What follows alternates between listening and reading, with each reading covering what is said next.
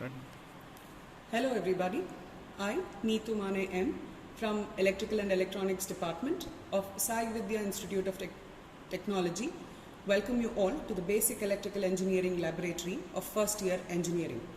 In today's session, we are going to demonstrate Experiment 7 to learn about the demonstration of OC-SC test for a given circuit. So we have considered a circuit which has four resistors R1, R2, R3 and RL, and we have a DC power supply VDC and two measuring instruments, DC ammeter indicated as IL and DC voltmeter indicated as VL. The range of the devices used to conduct this experiment are DC ammeter ranging between 0 to 5 amperes, DC voltmeter ranging between 0 to 200 volts, and regulated power supply DC, which is VDC, ranging between 0 to 30 volts. Now let us learn how to conduct the experiment practically. So this is the circuit diagram. This VDC is supplied by a regulated power supply with a range of 0 to 30 volts DC. It comes with two knobs, voltage knob and current knob. Usually we should have kept it in the minimum position, and since we are using this as a power supply, we increase the current knob to maximum and retain the voltage knob to minimum position. This is the power on and off switch, and this also has two terminals indicated with positive red color, and the negative terminal is indicated with black color. So these two leads are important. Then coming to the board, the resistors R1, R2, R3 and R4. These are the terminals for the resistor R1. These are the terminals for the resistor R2. For the resistor R3 we have the terminals here, and for the resistor RL we have the terminals here to make the external connections complete. We are also using a DC ammeter ranging between 0 to 5 amps, and this is indicated by a symbol as a DC indicated by a straight line and an ammeter measuring the current in the circuit or at the place of connection. Then we are also using a voltmeter, DC voltmeter with a range of 0 to 200 voltmeter DC, and this also comes with two terminals to measure the voltage across the terminals of connection. Always note that the current, we connect the ammeter to measure the current flowing through the point, and we measure the voltmeter across the terminals where we measure the potential difference. Let us connect the circuit now. In the circuit diagram, if you notice, the positive terminal of the DC supply is fed to one end of the resistor R1. So from the positive terminal, let us connect it to the point of resistor R1, one end of the resistor R1. Resistor R1 is further connected to resistor R2, and the point of these two connection is further connected to R3. So let us short the points R1, R2. So these two are connected. At this point of connection, I can either connect one terminal here or here to this point. Further, from resistor R2, we have the positive terminal of the ammeter connected. In this case, the ammeter positive is indicated with the blue line.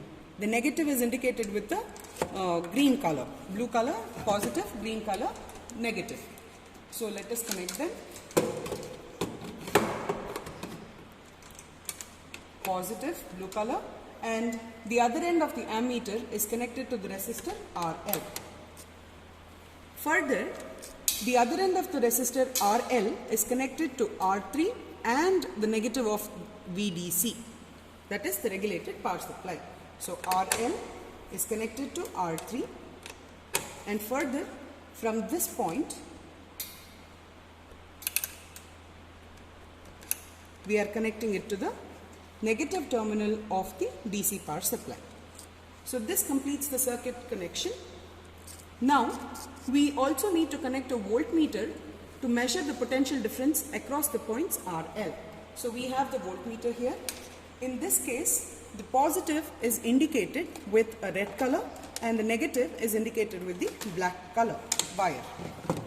So this is connected across the terminals RL. So positive on top and negative at the bottom, as indicated in the circuit diagram. Positive upper side of the RL terminal, negative lower side of the RL terminal. Now let us conduct the experiment. Energize the circuit by switching on the DC supply. The current knob is in maximum, the voltage knob is in minimum. Adjust the voltage terminal to 10 volts.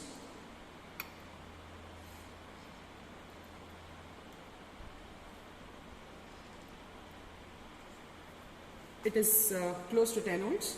Now note the readings of the ammeter IL and the voltmeter VL before performing the OC test in the tabular column.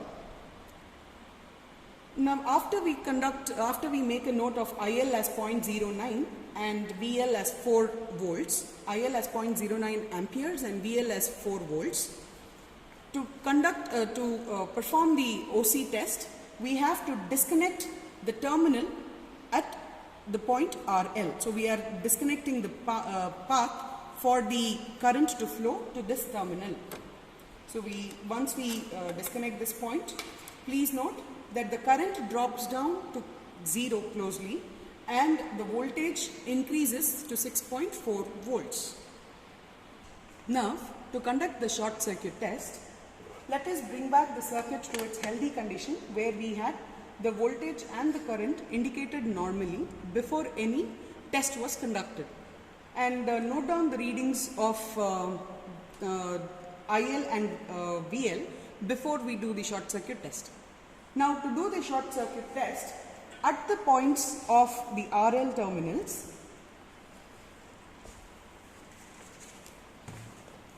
connect a wire shorting this point. So I am using a wire and connecting the points of RL, both the terminals. Please note the values of the measuring instruments, ammeter, DC ammeter and DC voltmeter, where IL shoots up to 0.23 from 0.09 amperes, whereas voltage from 4 volts has dropped down to 0. Now after tabulating the readings of OC which we conducted previously, before we conduct the open circuit, we had the readings 0.09 amperes and 4 volts indicated in the respective ammeter and DC voltmeter. And after conducting the OC test, we saw that the current dropped down to almost close to 0, but the voltage increased. So in the observation, we noticed that after conducting OC test, the voltage shot up, whereas the current dropped down. Similarly, tabulating the readings of the short circuit test before conducting the short circuit test and after conducting the short circuit test, in the healthy circuit condition, that is before short circuit test conduction, we saw the current was indicating as 0.09 amperes in IL and the voltage was indicated as 4 volts in the DC voltmeter. But after we shot the terminals across the load resistance, we saw that the current shot up to 0.24 amps, whereas the voltage reduced to 0 volts. So in the observation, we can summarize it as, in the short circuit test, the current shot up, whereas the voltage dropped down. Now let us try and understand why do we need to conduct the open circuit and a short circuit test. Some of the times when the meters indicate 0, we would not be able to identify why it would be. So we noticed the points where the current was indicating a 0 or a voltmeter was indicating a 0.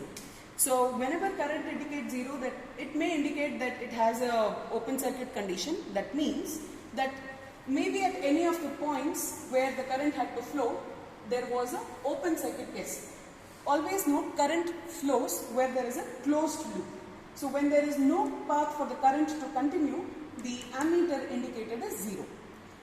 This is one of the disadvantages, or this may be a harm, this may bring in harm for people who come in contact between these leads in case we are dealing with heavy voltage and heavy currents. And when we conduct the short circuit test, we noticed that the IL had a path to flow, but we had shorted the point across the terminals RL, indicating that this device was bypassed. The current actually would choose the path which offers the least resistance, and hence the current would choose to flow in this path.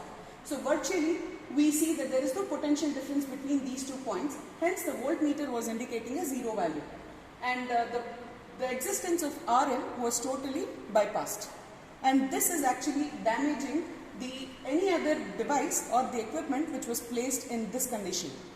So short circuit of any path will damage the device that comes in between them, and open circuit would not allow the current to flow through the circuit.